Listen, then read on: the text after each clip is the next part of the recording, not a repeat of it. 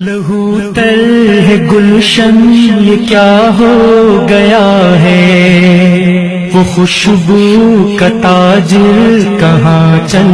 دیا ہے، وہ داعی امن کا سپاہی وطن کا، وہ پیارا مجاہد شہید ہو گیا ہے، وہ یاد آ رہا ہے، وہ یاد آ رہا ہے، وہ یاد آئے گا ہم کو جب تک یہ جاں ہے، جب تک یہ جاں ہے۔ نبی کی رسالت صحابہ کی خاطر اٹھائے مصائب ہے تا سانس آخر، اٹھائے مصائب ہے تا سانس آخر، شہادت کی چاہت میں گزری حیاتی، بالآخر خدا نے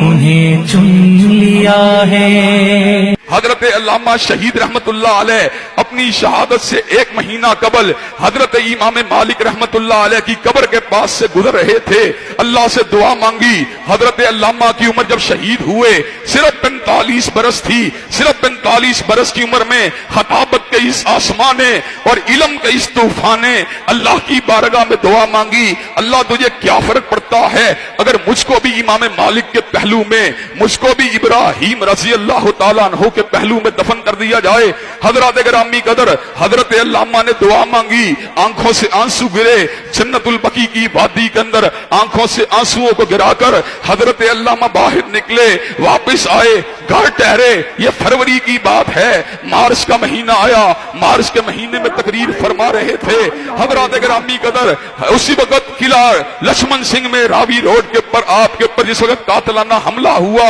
حضرات کسی کے تصور میں بھی نہیں تھا کہ ایک بندہ دھماکہ پاکستان میں ہوتا ہے، اس کو اٹھا کے ریاض کے اندر شاہی طیارے کے ذریعے ریاض میں پہنچایا جاتا ہے، لیکن ریاض میں جانا ایک بہانہ تھا۔ دعا حضرت علامہ کی جنت البقیع میں کی ہوئی پوری ہونے کا وقت آ چکا تھا۔ حضرات گرامی قدر، اللہ نے کیا کیا، ایک رات بھی اور ایک پورا دن بھی حضرت علامہ ملٹری ہسپتال ریاض میں زندہ نہیں رہے، ایک دن بھی پورا آپ نے زندگی کا نہیں گزارا۔ وہی علامہ جو میو ہسپتال کے بستر پر 7 دن تک موت و حیات کی جنگ کو لڑتا رہا، اس لیے کہ پاکستان میں اس کی موت کا وقت مقرر نہیں تھا۔ اس نے دعا مانگی تھی، اللہ میں مدینہ میں آنا چاہتا ہوں، اگر پاکستان میں انتقال ہو جاتا، اگر پاکستان میں موت ہو جاتی تو یہ دعا تشنا رہ جاتی، لیکن اللہ جب اپنے بندے کی سنتے ہیں اسباب کو پیدا فرما دیتے ہیں۔ طیارہ آپ کے علاج کے لیے آپ کو ریاض لے کے نہیں گیا،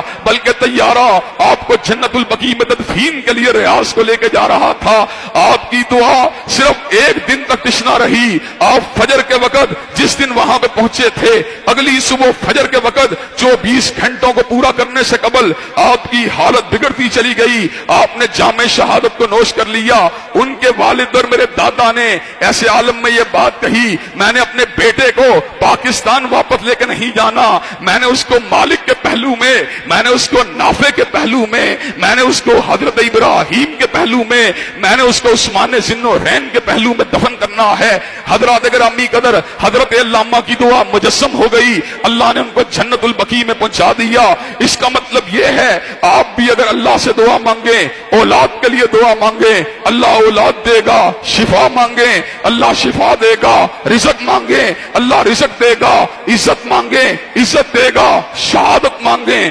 شہادت دے گا، سعادت مانگیں سعادت دے گا، شفا مانگیں شفا دے گا۔ وہ ہر چیز دے سکتا ہے، اس کے خزانوں میں کسی قسم کی کمی نہیں۔